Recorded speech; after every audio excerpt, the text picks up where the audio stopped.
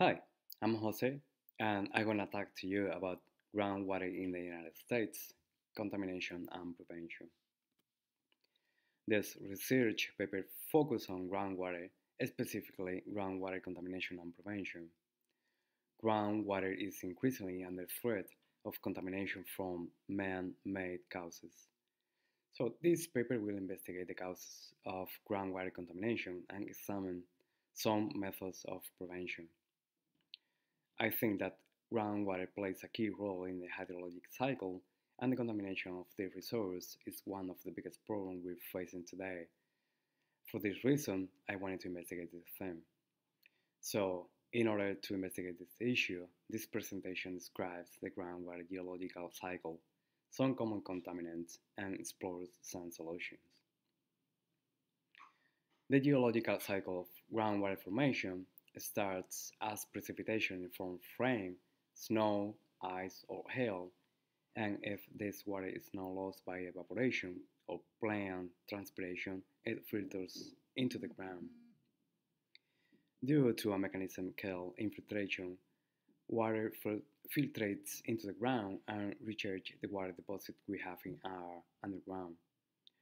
These water deposits are called aquifers, and they are an important source of water supply, not only for a large population in the United States, but on all continents. So it is really important to understand that groundwater makes up about 30% of all fresh water, and a lot of this goes to residential use. This graphic is interesting because it shows how groundwater forms. Groundwater begins as precipitation, and water from rain hits the ground and it starts to seep into it. Bit by bit, this water infiltrates into the ground and reaches the water table. Water collects aquifers, and these aquifers store water, but also play an important role in moving water into streams, lakes, bays, and oceans. But here is the problem. How is groundwater being contaminated, and who is the one responsible for its contamination? Scientists have identified four types of contaminants in groundwater. One type of contamination occurs naturally because water in its path, being in contact with rocks and different geological layers, carry with it some sediments that take from the geological layers and some minerals that take from the rocks, which can be dissolved in these waters. But all other three types of contamination come from man-made causes. These are known as agricultural, industrial, and residential contamination. In agriculture, fertilizers are used to make crops grow faster, and usually fertilizers contain nitrogen compounds. Pesticides are one of the biggest risks for groundwater contamination because their persistence and toxicity since they can be absorbed by the soil. This can be serious because fertilizers and pesticides have different effects on human health, as headache, gastrointestinal problems, damage in reproductive system, and even their use can produce cancer. The main sources of industrial pollution are the production of residues eliminated through the atmosphere, the land, and surface water, and losses of pollutant substances during storage or transport, and the accidents in tanks or conduction lines. Industrial contamination can produce damage to human kidneys, stomach, liver, and cancer if people are exposed to them for a period of time. The other contamination type is due to residential contamination. For example, residential water systems are a source of pollutants such as bacteria, viruses, or organic matter. Also, the inadequate storage and disposal of household chemicals such as paints, detergents, solvent oils, medicines, or disinfectants can cause groundwater contamination.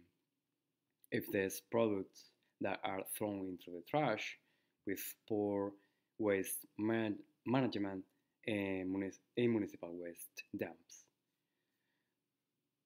Residential contaminants can cause damage to spleen, brain, or liver. This figure describes the ways in which groundwater can be contaminated. Fertilizers and pesticides used in crops remain in the soil and once mixed with water, filtrate in the ground, reaching the aquifers. Solvents for industry and oil leaks that came from storage tanks and the improper disposal of urban waste all infiltrate in the ground, reaching the aquifers and contaminating them. Here we find some prevention or solutions. Scientists have identified that prevention is the best solution to groundwater contamination. So I'm going to highlight four of the best practices. 1. Reduce fertilizers and pesticides use. 2. Recycle industrial water use in order to reduce total wastewater output. 3. Replace liquid discharge to the river with a semi-liquid discharge that is disposed of in a landfill or by the transport of sludge to another area for further treatment. And finally, 4. Control urban waste disposal.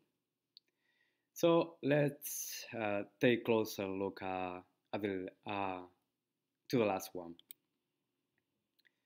Liners prevent residential contamination. Liners can prevent residential contamination because they act like a solid barrier between trash, fluids, and the groundwater below. The way this system works is pretty simple.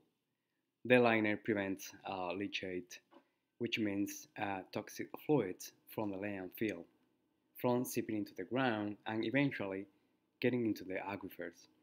This leachate is collected into a treatment system, which sometimes it is disposed of like other waste, and sometimes cities have even figured out how to turn it into biofuels.